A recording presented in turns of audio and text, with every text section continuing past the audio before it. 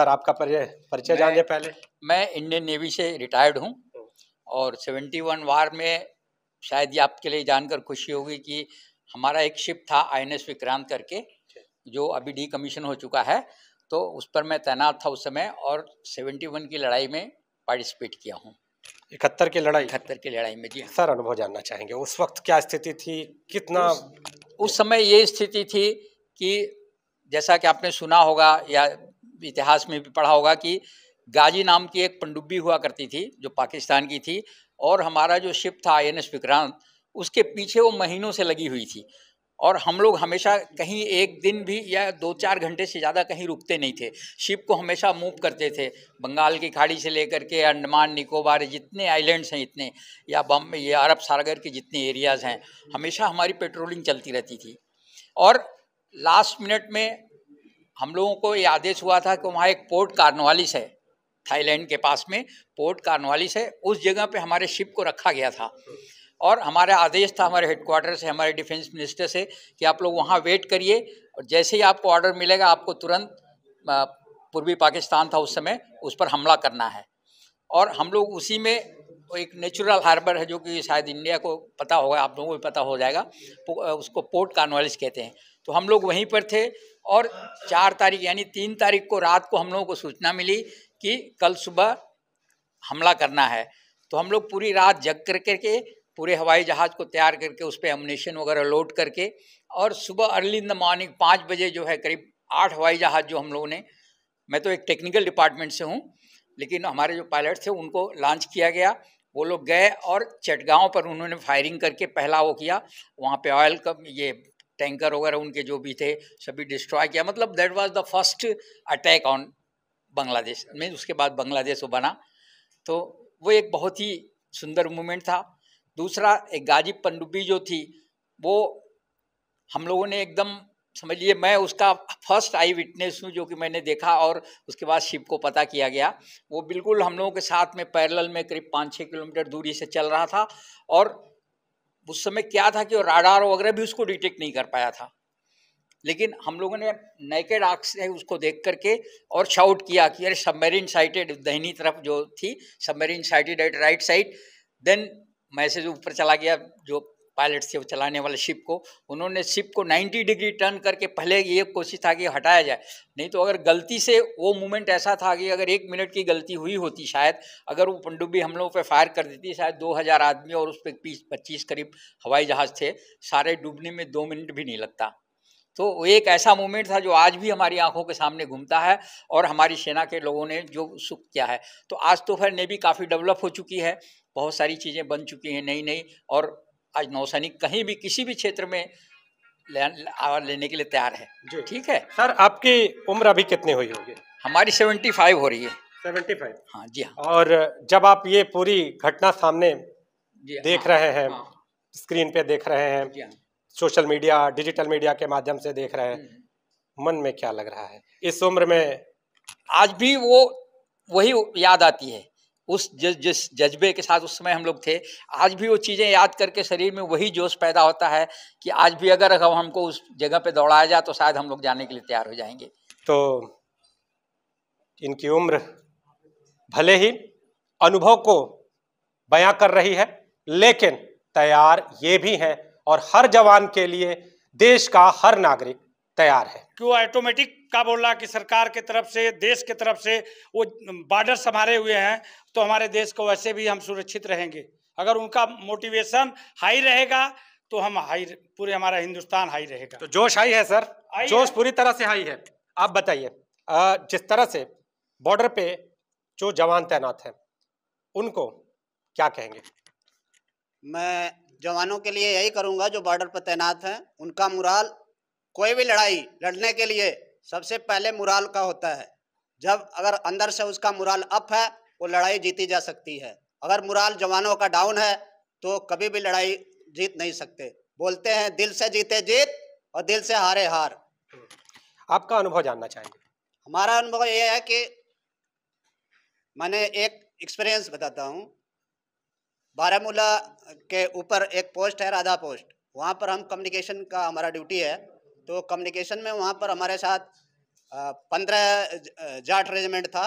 वहाँ पर पता चला कि जंगल में जो है कि मिलिटेंट छुपे हुए हैं। वहाँ पर उन्होंने सर्च ऑपरेशन किया। कमांडर का आदेश था उनको घेर के रखो, वो अपने आप मरेंगे, भूखे मरेंगे। फिर उन्होंने क्या है, घेर के चारों तरफ से फायरिंग किया। 8 मिलिटेंट मारे गए। 9वां मिलिटेंट क्या है, जिंदा है। वो पहाड़ी के 2 साइड से पत्थर रखकर और एक साइड से डेड बॉडी खड़ा करके वो हाथ हिला रहा है। उसको बोल रहे हैं, भाई तू सरेंडर कर दे, तेरे को मेस में रखवा देंगे, तेरे को घर को पैसा देंगे, राशन देंगे।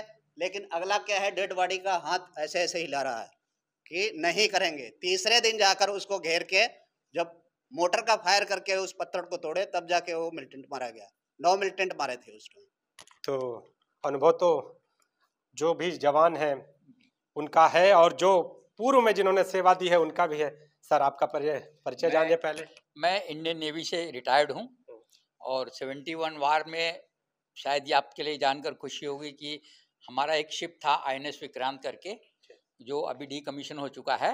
तो उस पर मैं तैनात था उस समय और 71 की लड़ाई में पार्टिसिपेट किया हूँ। 71 की लड़ाई? 71 की लड़ाई में, जी। सर, अनुभव जानना चाहेंगे, उस वक्त क्या स्थिति थी, कितना? उस समय ये स्थिति थी कि जैसा कि आपने सुना होगा या इतिहास में भी पढ़ा होगा कि गाजी नाम की एक पनडुब्बी हुआ करती थी जो पाकिस्तान की थी, और हमारा जो शिप था INS विक्रांत, उसके पीछे वो महीनों से लगी हुई थी। और हम लोग हमेशा कहीं एक दिन भी या 2-4 घंटे से ज़्यादा कहीं रुकते नहीं थे। शिप को हमेशा मूव करते थे, बंगाल की खाड़ी से लेकर के अंडमान निकोबार जितने आइलैंड्स हैं इतने, या बम या अरब सागर के जितने एरियाज़ हैं, हमेशा हमारी पेट्रोलिंग चलती रहती थी। और लास्ट मिनट में हम लोगों को ये आदेश हुआ था कि वहाँ एक पोर्ट कार्नवालिस है, थाईलैंड के पास में पोर्ट कार्नवालिस है, उस जगह पे हमारे शिप को रखा गया था। और हमारा आदेश था हमारे हेडक्वार्टर से, हमारे डिफेंस मिनिस्टर से, कि आप लोग वहाँ वेट करिए और जैसे ही आपको ऑर्डर मिलेगा आपको तुरंत पूर्वी पाकिस्तान था उस समय, उस पर हमला करना है। और हम लोग उसी में, एक नेचुरल हार्बर है जो कि शायद इंडिया को पता होगा, आप लोगों को भी पता हो जाएगा, उसको पोर्ट कार्नवालिस कहते हैं। तो हम लोग वहीं पर थे और 4 तारीख यानी 3 तारीख को रात को हम लोगों को सूचना मिली कि कल सुबह हमला करना है। तो हम लोग पूरी रात जग करके पूरे हवाई जहाज़ को तैयार करके उस पर एमुनेशन वगैरह लोड करके, और सुबह अर्ली इन द मॉर्निंग 5 बजे जो है करीब 8 हवाई जहाज़ जो हम लोगों ने, मैं तो एक टेक्निकल डिपार्टमेंट से हूँ, लेकिन हमारे जो पायलट थे उनको लॉन्च किया गया। वो लोग गए और चटगांव पर उन्होंने फायरिंग करके पहला वो किया। वहाँ पे ऑयल का ये टैंकर वगैरह उनके जो भी थे सभी डिस्ट्रॉय किया। मतलब that was the first attack on Bangladesh में। उसके बाद बांग्लादेश वो बना, तो वो एक बहुत ही सुंदर मूवमेंट था। दूसरा, एक गाजी पनडुब्बी जो थी वो हम लोगों ने एकदम, समझिए मैं उसका फर्स्ट आई विटनेस हूँ जो कि मैंने देखा, और उसके बाद शिप को पता किया गया। वो बिल्कुल हम लोगों के साथ में पैरेलल में करीब 5-6 किलोमीटर दूरी से चल रहा था। टेक कर देंगे, कुछ और भी लोग हैं। सर, आपका मैं आर्मी कैप्टन पंचम राम गुप्ता, इन्फेंट्री बटालियन 14 महार में साहब 30 साल नौकरी किया है। 13 साल मेरा हाइल्टी और फील्ड की नौकरी है।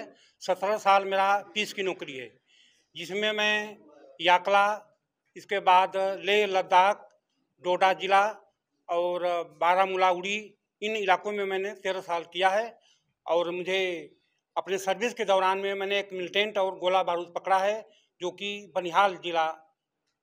सर, एक अभी बातचीत में एक चीज़ आपसे सामने आई कि आप कुछ एक अलग तरह से घुल मिलकर लोगों की मदद लेकर जो नापाक इरादे हैं उनको कामयाब नहीं होने देते थे। वो क्या कहानी? इसमें ऐसा कि जैसे मछली को सपोर्ट मिलता है पानी का, वो जिंदा रहती है। मिलिटेंट को सपोर्ट मिलता है गांव वालों का, वो उनको गांव में उनको रहने के लिए जगह देते हैं, राशन देते हैं, खाना पानी देते हैं। तो जिस प्रकार से उनको सपोर्ट को बंद कर दिया जाए तो वो अपने आप तड़प कर मर जाएंगे। तो मैं उसी चैनल पर काम करता था। मैं गांव में जाता था, लोगों को बोलता था हम आपके रखवाले हैं, आप हमारी मदद करो, आपका जो भी कोई भी दुख तकलीफ है, दवा का ऐसा वैसा, तो हम अपनी यूनिट से देंगे। तो हमारी मदद करते थे, पक्की खबर देते थे वो। तो हम छापा मारकर मिलिटेंट को पकड़ते भी थे। हमारे दूसरे कंपनी कमांडर और CO साहब हमको भेजते थे कि गुप्ता को भेजो, इसका अपने दिमाग से ये काम करता है, सिविलियन इसकी सपोर्ट करते हैं। तो मैं माहौल को देखते हुए वो अपने दिमाग से चलता था। कुछ ऐसा हुआ भी कि जब आपने अपने हिसाब से काम किया तो वो सफलता भी मिली है सर। पक्का खबर मिला था कि मिलिटेंट अपने घर में आ रहा है। हमको सूरज छिपने से पहले हम अपने 1-20 की पार्टी लेके नाले से ऊपर अम्बूस में हम बैठ गए। कहाँ पर?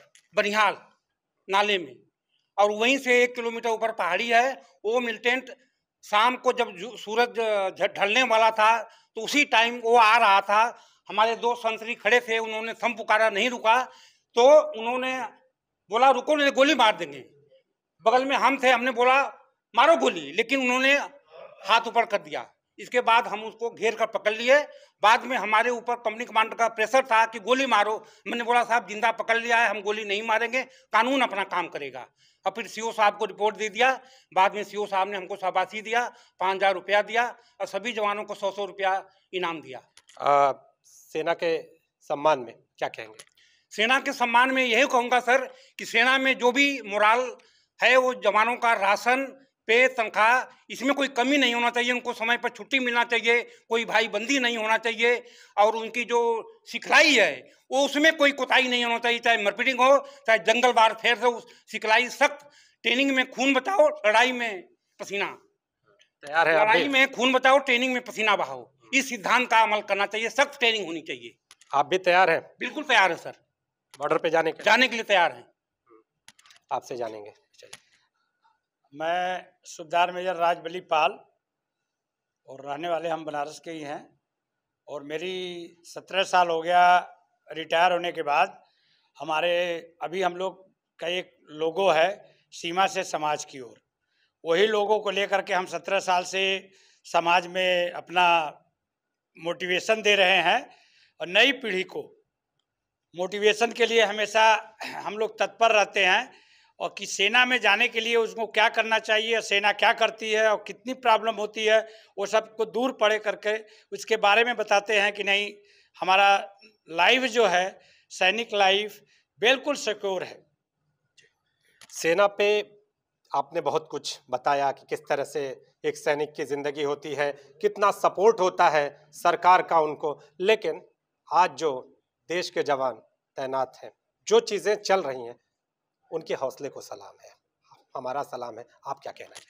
हम उनके हौसले को सलाम करने के लिए हमारे देशवासियों से हम बोलना चाहते हैं कि हमारे जितने भी देशवासी हैं, जितना भी हमारा सरकार है, जितने भी हमारी पब्लिक है, जनता है, जो भी है, आज एक फौजियों के लिए तत्पर रहना चाहिए। और कहीं से आप दिखाई दे कि फौजी जा रहा है, वो जैसे अभी आपके की टेलीग्राम गया, लेटर गया, फोन गया कि आप लोग वापस ड्यूटी ज्वाइन करो, तो हमारा काम है पूरे सपोर्ट करना चाहिए फौजियों को। उनका मोटिवेशन बल, उनके मोटिवेशन को इतना हाई कर दो कि उनको बाकी इतना हाई करो कि वो ऑटोमेटिक का बोला कि सरकार के तरफ से, देश के तरफ से वो बॉर्डर संभाले हुए हैं, तो हमारे देश को वैसे भी हम सुरक्षित रहेंगे। घरों पर, सभी लोगों के घर पर कि आपका जवान, आपका भाई, आपका भतीजा शहीद हो गया है।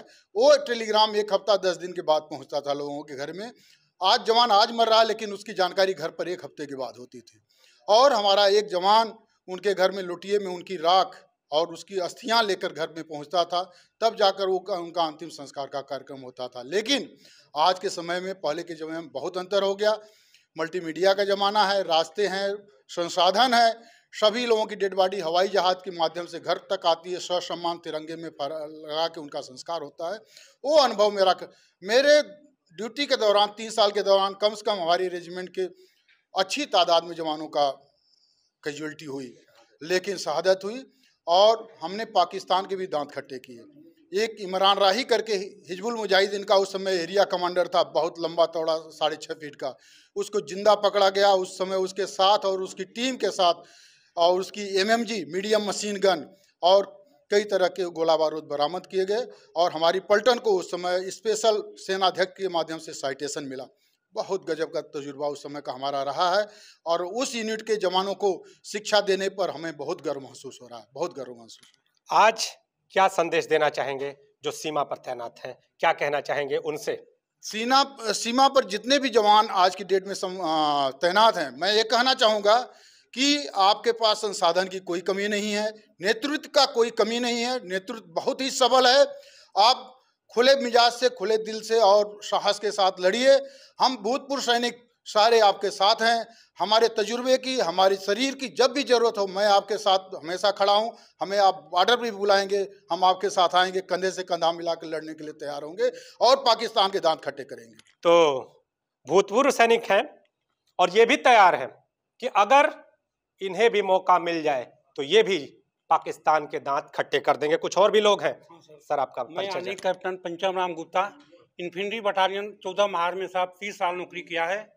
13 साल मेरा हाइल्टी और फील्ड की नौकरी है। 17 साल मेरा पीस की नौकरी है, जिसमें मैं याकला, इसके बाद लेह लद्दाख, डोडा जिला और बारामूला उड़ी, इन इलाकों में मैंने 13 साल किया है। और मुझे अपने सर्विस के दौरान में मैंने एक मिलिटेंट और गोला बारूद पकड़ा है, जो कि बनिहाल जिला। और परिचय जान लें और इसके साथ ही ये भी जानेंगे कि जिस वक्त आपने दुश्मन के दांत खट्टे किए और जो अनुभव है वो क्या है।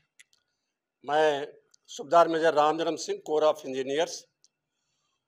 लड़ाई के दौरान कोर ऑफ इंजीनियर्स का काम ब्रिज बनाना, सड़क बनाना, हेलीपैड ग्राउंड बनाना, water supply, mine laying and lifting, ये लड़ती हुई फौज को आगे बढ़ने में आने वाली बाधाओं को दूर करते हैं, जिससे फौज जो है सुगम तरीके से दुश्मन के क्षेत्र में प्रवेश कर सके। खुदा न खास्ता अगर बाय द वे फौज को विड्रा करना पड़ता है तो इन्हीं चीज़ों को डिमोलिश करने की भी हम लोगों को ट्रेनिंग होती है कि हमारा ब्रिज जो है उसको दुश्मन इस्तेमाल ना कर सके, हमारी बनाई हुई सड़कों को दुश्मन इस्तेमाल ना कर सके। तो हम माइन जो लिफ्टिंग का काम करते हैं तो माइन लेइंग का भी काम करते हैं कि दुश्मन आवे तो उसमें फंस जाए। पानी की जो सप्लाई है उसमें हम इस तरीके की व्यवस्था करते हैं कि उसको पॉइजनस कर देते हैं कि दुश्मन उस पानी का इस्तेमाल ना कर सके। जो है, धन्यवाद। कोई अनुभव ऐसा हुआ हो जब आप कभी तैनाती पे रहे हो, कभी ऐसा क्षण आया हो जब इस तरह की चीजों से आपको रूबरू होना पड़ा हो या क्या? हाँ, चाइना बॉर्डर पे हम लोग थे, वहाँ देखे कि 62 वार में हमारी फौज इतनी कमजोर तरीके से लड़ी कि विड्रा करते टाइम जो है माइन लेइंग कर दी, जिसका रिकॉर्ड तक भी हम लोग नहीं रख पाए। अपनी ही बिछाई हुई माइंस को जब वहाँ फौज डिप्लॉय होती थी तो पैरामीटर साइन लगा रहता था, 1-2 फीट 3 फीट का रास्ता सकरा सा वो कर देते थे कि इसमें माइन नहीं है। बाकी उस क्षेत्र को छोड़ के कहीं दाहिने बाएं हम गए तो ब्लास्ट 62 की लगाई हुई माइंस जो है ब्लास्ट कर जाती थी, चिथड़े उड़ जाते थे, जानवर चरते रहते थे, उनके पैरों के प्रेशर से जो है माइन जो है ब्लास्ट कर जाती थी। जो है, धन्यवाद। और उसके बाद क्या हुआ जब आप लोग इस तरह की स्थिति हुई, उससे निपटने के लिए क्या किया आपने? उससे निपटने के लिए वही जो है पैरामीटर साइन जो है जो माइन थी उसको जो है लिफ्टिंग का काम करके सुरक्षित क्षेत्र बना देते थे कि यहाँ जो है फौज रह सकती है, इस रास्ते से जा सकती है। उस बनाए हुए रास्ते को छोड़ करके अदर रास्ते पे जाने पर रिस्ट्रिक्शन रहता था कि जो वार में लगाई हुई माइंस है वो ब्लास्ट कर सकती है। सर, बॉर्डर पे सेना के जवान, हमारे आपके घर के जो लोग हैं वो तैनात हैं, उनके हौसला अफजाई के लिए क्या कहेंगे? उनके हौसला अफजाई के लिए हम यही कहेंगे कि दुश्मन के बनाए हुए जो र्यूमर और प्रोपोगंडा के जो इन दिनों चलेंगे और चल भी रहे होंगे उस पर ध्यान न दें और सेना का मनोबल बनाए रखने के लिए जो है प्रयास करें। ये जैसे झूठी खबरों के ऊपर एक ही नहीं हमारी फौज जो है ये हो गई, इतने जवान मार गए, इस पे ऊपर विश्वास हमको नहीं करना चाहिए। जज्बे को पूरी तरह से बनाए रखें। जज्बे को पूरी तरह से हम बनाए रखें। सर, सबसे पहला आपके बारे में जानना चाहेंगे, परिचय जानना चाहेंगे, कहाँ से? जी, मैं सूबेदार मेजर ईश्वर चंद्र सिंह, लहरतारा वाराणसी से हूँ। मैं आर्मी एजुकेशन कोर्स ज्वाइन किया 1989 में। आर्मी एजुकेशन कोर्स का मुख्य उद्देश्य है अपने जितने भी जवान हैं उनको मैपिंग की ट्रेनिंग देना, नक्शे की ट्रेनिंग देना, जीपीएस कंपास के माध्यम से, मैप के माध्यम से। ये जो ट्रेनिंग दिया जाता है, जो आज की लड़ाई लगी है, बिना कंपास बिना मैप से हम न किसी ग्राउंड को हिट कर सकते हैं, न किसी जगह को लोकेट कर सकते हैं। तो ये नक्शे की ट्रेनिंग और कंपास की ट्रेनिंग जो है बहुत महत्वपूर्ण है। इसके अलावा मैं और मेरी टीम विदेशी भाषाओं का और लोकल भाषाओं का भी जो है ट्रेनिंग देता था। चाइनीज है, पुश्तो है, भूटानी, तिब्बतीस, उर्दू लैंग्वेज, इंग्लिश लैंग्वेज, सारी भाषाओं की ट्रेनिंग देती है, जो कि इसका ट्रेनिंग सेंटर है सेना शिक्षा कोर पचमढ़ी, मध्य प्रदेश में। तो सारे जितने भी जवान हैं, सब जितने भी हमारे यहाँ अधिकारी और जो भी जूनियर कमीशन अधिकारी हैं, सभी लोग कहीं ना कहीं किसी न किसी रूप से एजुकेशन की ट्रेनिंग लेते हैं, मैप की ट्रेनिंग लेते हैं। वही ट्रेनिंग आज के समय में लड़ाई के उद्देश्य को कारगर करने में सफल होती है। जब तक हम ग्राउंड और मैप को अच्छी ढंग से नहीं पहचानेंगे, तब तक हम दुश्मन के इलाके में नहीं हिट कर पाएंगे, ना अपने इलाके में एक कदम अपने इंसर्जेंसी एरिया में जा पाएंगे। ये मेरा उद्देश्य है हमारी ट्रेनिंग का। अनुभव हम जानना चाहेंगे, कोई खास मेरा अनुभव सबसे बड़ा अनुभव रहा, मैं जब ज्वाइन किया था आर्मी एजुकेशन कोर 1989 में, ट्रेनिंग करने के बाद 90 में पोस्टिंग हुआ किरण सेक्टर, कुपवाड़ा से आगे बॉर्डर पर है, कृष्णगंगा नदी के उस पार पाकिस्तान है, इस पार हमारी पलटन थी। 6 सिख के साथ था लाइन ऑफ कंट्रोल पर। उस समय का सिचुएशन 90 और आज में जमीन आसमान का अंतर है। उस समय हमारे पोस्ट पर, मेरा अनुभव करता, उस समय हमारे पोस्ट पर डायरेक्ट आरटी का गोला जो है पाकिस्तान का गिरा और हमारे 6 जवान शहीद हुए हमारी आंख के सामने। और उस समय डेड बॉडी घर पर नहीं जाता था। उस डेड बॉडी को चीड़ की लकड़ियों को काट के, चीड़ की लकड़ियों से चिता को सजा के 6 की 6 डेड बॉडी को वहीं पर सजा के वहाँ पर अंतिम संस्कार किया गया। और हमारे सामने अंतिम संस्कार करने के बाद हमारे मंदिर के पंडित जी हैं, मंत्रोच्चारण वगैरह किए, और वहाँ से फिर हमारे ऑफिस के माध्यम से एक टेलीग्राम जाता था घरों पर, सभी लोगों के घर पर, कि आपका जवान, आपका भाई, आपका भतीजा शहीद हो गया है। वो टेलीग्राम 1 हफ्ता 10 दिन के बाद पहुँचता था लोगों के घर में। आज जवान आज मर रहा है, लेकिन उसकी जानकारी घर पर 1 हफ्ते के बाद होती थी। अगर आप ये वीडियो YouTube पर देख रहे हैं तो हमारे चैनल को सब्सक्राइब करें और बेल आइकन को दबाना ना भूलें। अगर आप Facebook पर ये वीडियो देख रहे हैं तो हमारे पेज को लाइक करें।